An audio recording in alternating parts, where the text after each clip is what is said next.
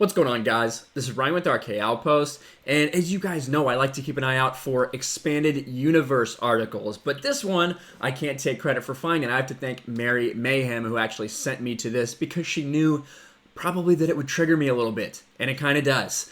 The Rise of Skywalker is a celebration of Star Wars' old expanded universe and its greatest repudiation.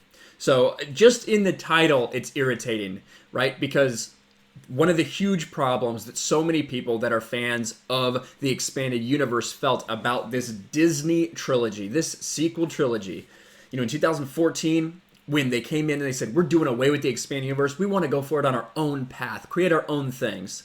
A lot of us were pissed off. And then when it turns out that all you want to do is pick and choose little things and bastardize them and make them worse, destroy original characters' legacy from the movies, and then take all these things from the expanded universe that you threw away, bring a zombie corpse back of it just so you can kill it too, yeah, it pisses you off a lot. Especially when people are saying that the Rise of Skywalker is a celebration of the expanded universe. And that's why that it should have been gotten rid of. That's basically what this guy is saying. The person who wrote this, James Whitbrook, seems to me one of those people that read some of the expanded universe and hated it. And that's what he's writing this article on. Because there's times where he tries, it's making him seem like he was a fan of the expanded universe, but he just saw it for all its flaws and that he hated it. And you'll see that come out as we read through this article. Star Wars, The Rise of Skywalker, whether you ultimately liked it or loathed it, is a wildly messy movie. There's so much going on, so much nostalgia overload. It's a testament to Star Wars' best and worst excesses. It is sound and fury, and only occasionally does it signify something, but it also makes it remarkably in line with Star Wars pre-Disney era and the expanded universe that came before it. Well, let's give him a chance. Let's read the next paragraph. If your primary relationship with Star Wars up to this point was the movies, or the tie-in media that's developed around them since Disney purchased Lucasfilm, then yes, The Rise of Skywalker is bordering on an unholy level of spacebound absurdity. Palpatine's back, and no one's going to tell you why beyond that. There's a secret planet of the Sith where all these cultists hang around cloning Snokes and presumably ironing those evil robes they all wear. Everyone's secretly related to each other to varying degrees, or part of a destined Force doohickey, or perhaps, if they're lucky, both.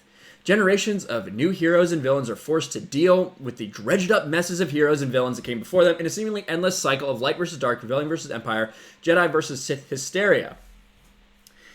Also, everyone you remember from the old stuff is here, and then some. And so he is describing a lot of the things about Rise of Skywalker that people have a big issue with. And I don't have an issue with that because I agree. However, he's about to come to a conclusion and try to force it upon the audience that this is just like the expanded universe, which he's completely off base. So, if you grew up reading the likes of The Crystal Star or The Courtship of Princess Leia, two of the earliest expanded universe books published, however, Rise's excessive indulgence is like a Tuesday. Hell, it might even be more boring than a regular Tuesday, right? Because Disney Star Wars is bad, but this thing that came before it, Disney was so right to get rid of it, right? The old EU, it was such a mess. We've heard and seen so many of these articles over the last, almost 6 years now, ever since 2014. Ever since everyone defended Disney's decision to destroy all of the things that were created before it and move forward and spit on the ashes of the fans. Now, a lot of people who didn't care about the EU didn't really care that that happened. But guess what? Disney's moved on to spitting on things and destroying things that are part of the original trilogy and the prequel trilogy and the movies. So now everyone is upset at them. But the thing that happened first, the thing that they did that to first was the expanded universe. The Star Wars expanded universe, much like Star Wars in general, was a project both paradoxically dumb as hell, yet also a grand admirable achievement in world building and adventure. It's a tough sentence because I agree with half of it and not the other half. I don't believe Star Wars is dumb as hell, or at least I don't think it used to be. It most certainly is now with Disney.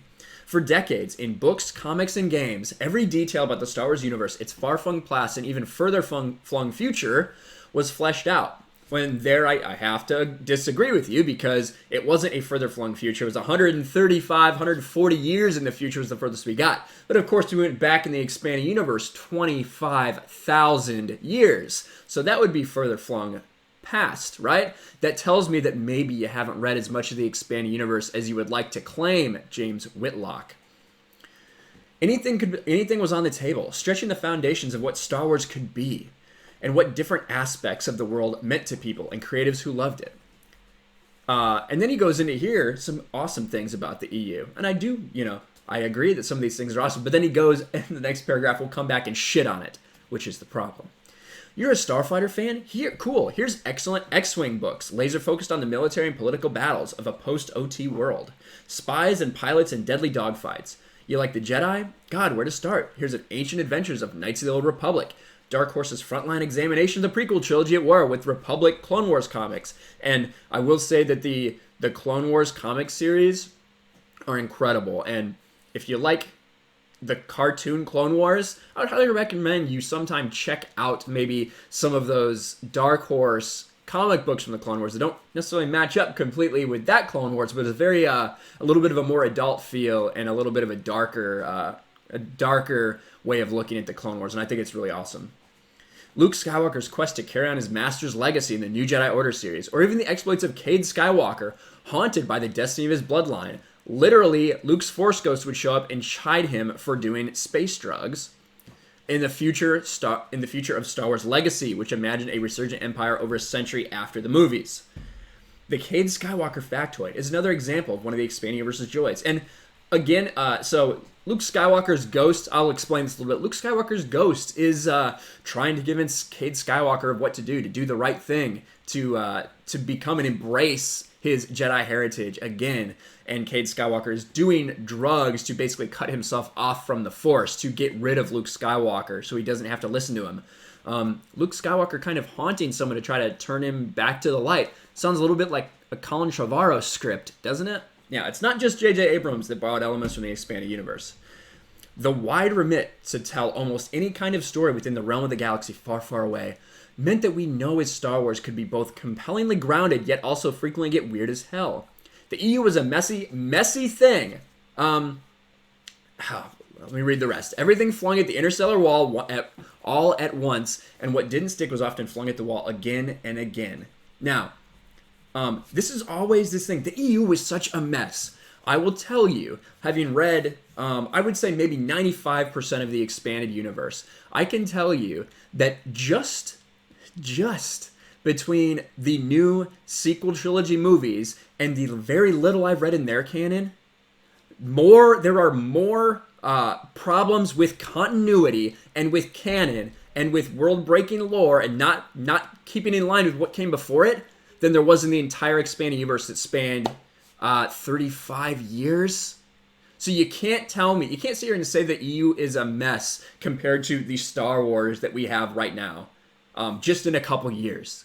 That's a garbage argument, and it doesn't hold up from anyone that actually knows anything. Just saying. For every Grand Admiral Thrawn, there was a Yuzong Vong. And for me personally, if you've heard me talk about the Yuzong Vong, I love the Yuzong Vong. For every Mara Jade, a Thraken Sal Solo. Part of the fun growing up with the expanded universe is that you're never quite sure what you're going to be getting with a new book or comic. Was it going to give you the Star Wars story you never knew you wanted, some deep, compelling insight into the lives of heroes and villains we knew and loved? Or were you going to get Kevin J. Anderson's Jedi Academy trilogy? Which may be a little bit weaker, I agree, but I still think it's a great trilogy, well worth reading. And in fact, in this, you get a story of Luke Skywalker actually rebuilding the Jedi Order, something we didn't get in Disney Star Wars. You get a story of Luke Skywalker, unsure of himself, uncertain, doesn't know how to be a Jedi Master, working through it on the fly, making mistakes, and not running away, not hiding, but keeping his head up, having hope, having belief in himself that he can do it. Even though he struggles, even though he has missteps, he perseveres, because that's who Luke Skywalker is, not the bullshit that we got in the sequel trilogy. What made it in there, that's something that you think is awful, that I have a reverence for. What made it work there, work being a diplomatically loose term in some regards, and that's what I mean. This guy is pretending to give some credit to the expanded universe, but every compliment he gives it, there's a backhand with it. This guy is not an expanded universe fan, but he's trying to appear as if he is one. And that's how so many of these articles have been written over the years.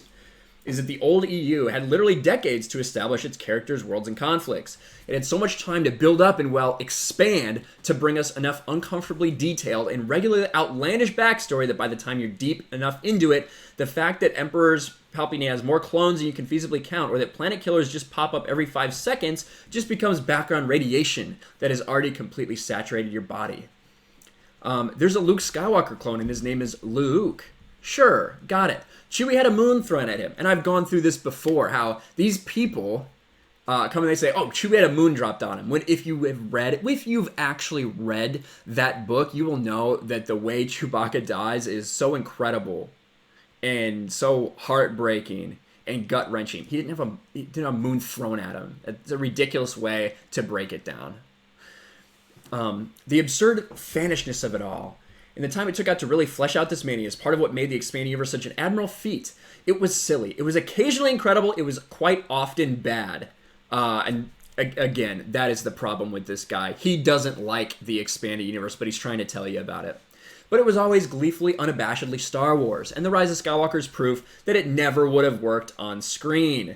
They took so many things, and they bastardized them, and they ruined them. That's why it doesn't work.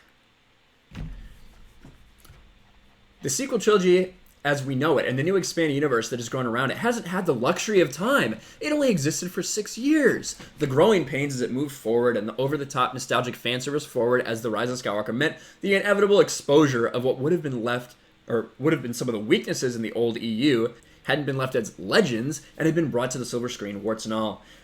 That it's a story with so much going on, you need a library's worth of accompanying tie-in fiction to start understanding it all, is simply ask if you've been following the book series and comic runs for years. It's a much tougher one to demand of a movie audience whose primary experience of the franchise would have just been the movies themselves. Now, speaking to that topic, we have several people that are getting involved with our expanded universe book club, and guess what? They don't have any trouble jumping in. They don't have any trouble jumping in and getting into the expanded universe because they can immediately tell once they start reading it that it's something that is so much more of a true Star Wars feel than what we get from the sequel trilogy, that they're sucked into it. So I don't buy that argument. I just simply don't. A reliance on cameos and callbacks, on familiar material to pop out the new, not giving yourself a chance to breathe between references and shoutouts. But here's the problem. You brought up several examples where that's not the case, a reliance on cameos. You brought up X-Wing Rogue Squadron series, one of the best books. There's hardly any original trilogy characters, with the exception of Wedge, who you can barely count as, some huge character from the original movies. That's the most famous guy in those books. So you blew yourself out with that point right there, unfortunately. But crammed into a 2-hour movie that also has to try to tell its own story, it makes for an almighty grandy-scaled mess, where great ideas have sit mushed alongside absurd excesses. And then they talk about Palpatine being back. And I've talked about this numerous times on this channel, so I'm not going to go in depth. But yes, Palpatine, in a way, did come back in the expanded universe. This is before the Chosen One prophecy and a lot of other things. It was written like in 1992, 1993. And in this book, and not only did it have the express permission of George Lucas to make this novel or make this comic book with the stipulation that Palpatine would be a clone. That was the caveat. George Lucas himself said Palpatine must be a clone.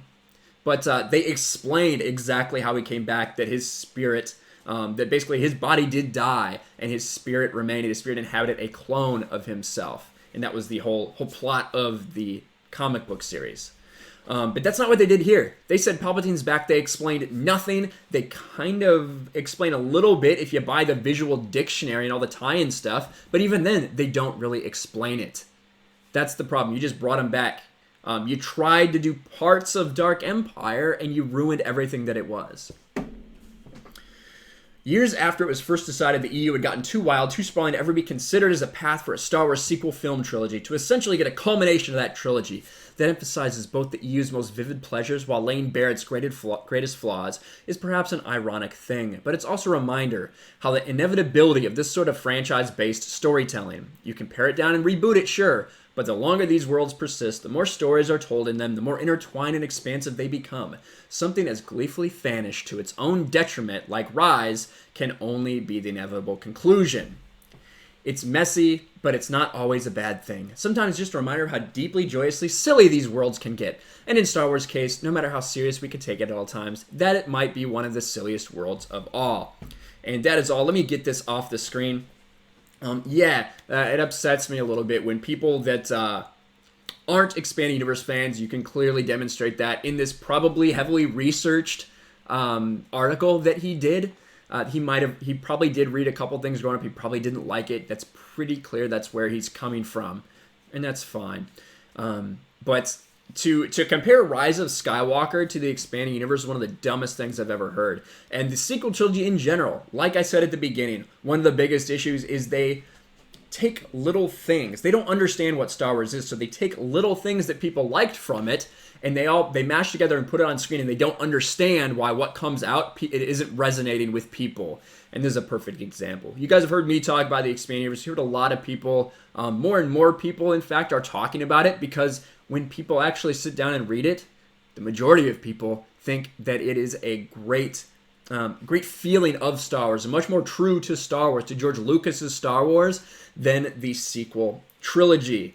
And this article is a joke, and I don't really know what else to say other than we will keep seeing these things. He's using this as an excuse for why the sequel trilogy failed. Well, it was too much like the EU. The EU sucked, and they just, good thing that they never went forward with that, because it would have been even worse. Right, guys? Right? The sequel trilogy is not that bad. Right, guys? Star Wars never had a chance. It's silly. It's for kids. Right?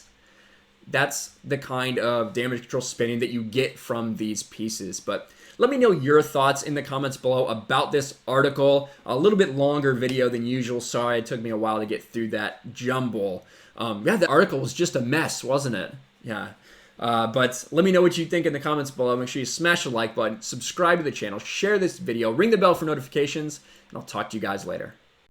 Thanks for watching, everyone. And a huge shout out to my patrons. I appreciate you guys so much. Want to follow me on Twitter or Instagram? Check out the description below. You'll find links to my P.O. box and my Patreon as well. And I'll talk to you guys later.